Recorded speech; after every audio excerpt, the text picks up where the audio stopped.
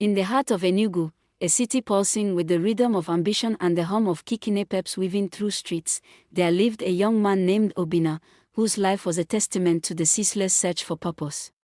Born into the bustling Ogbit market district, Obinna had grown up surrounded by traders, dreamers, and hustlers who measured success by the weight of their pockets and the speed of their cars. From childhood, it was drummed into his ears by his father, a respected but hard-handed palm oil merchant, that money was the ultimate motivator, the key to unlocking respect, power, and freedom. Nwam, Ife Ego Noim, even the gods bow to it, his father would always say, his voice heavy with certainty. Obinna accepted this like gospel until the day his own heart rebelled. He began his adult life as his father wished, shuttling between warehouses, negotiating deals, calculating profits with ruthless efficiency.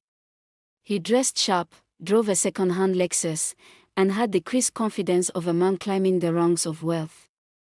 But each night, as the neon lights of Independence Layout flickered over the city skyline, Obinna would feel an ache gnawing at his chest, an unnamed void that neither money nor the approval of his peers could fill. His turning point came in the most unlikely place, a quiet street in Accra Layout where a struggling community art center, Uli Vibes, was fighting to stay afloat. One evening, as he waited for his mechanic nearby, he heard the hypnotic rhythm of the ojin and the soulful chants of spoken-word poets echoing from the center. Curious, he wandered in and found himself captivated by the rawness, the passion, the unfiltered stories of young people who, unlike him, were driven by something deeper than the next big payday. Among them was Amoka, a painter whose work bled with the vibrant history and pain of the Igbo people. She spoke of creating not for wealth but for legacy, for the spirit of the ancestors, for the healing of our community. Obinna was unsettled. For days, her words haunted him like the echo of a forgotten drumbeat. What truly drives us? Was it the dangling carrot of money, or something more elusive, more enduring?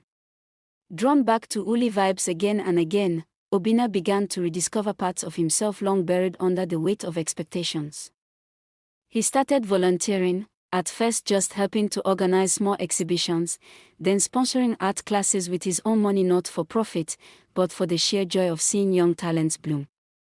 The spark he saw in the children's eyes as they painted murals, the quiet pride of an old storyteller as his folktales were brought to life on stage, these moments breathed life into Obinna in a way profit margins never did. The more he gave, the more he felt alive. His friends mocked him, his father raged, calling him a fool squandering his hard-earned money on useless passions. But Obinna, for the first time, did not care. He realized that his motivation had shifted from external rewards to something deeply intrinsic, a drive to create, to uplift, to leave a mark that wealth alone could not.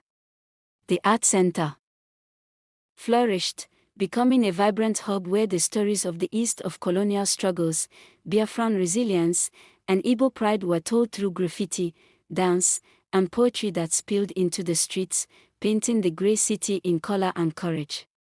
It was here that Obinna found his purpose, not in the ledger books of his father's trade but in the pulse of a community rediscovering its voice. Years later, standing before a packed amphitheater during the annual Enugu Art Renaissance Festival, Obinna told his story, his voice steady, his heart full. He spoke of the surprising truth he had uncovered that while money may ignite the flame, it is purpose that sustains it, that we are not truly driven by the rewards others offer but by the inner call to do work that matters, that connects, that outlives us.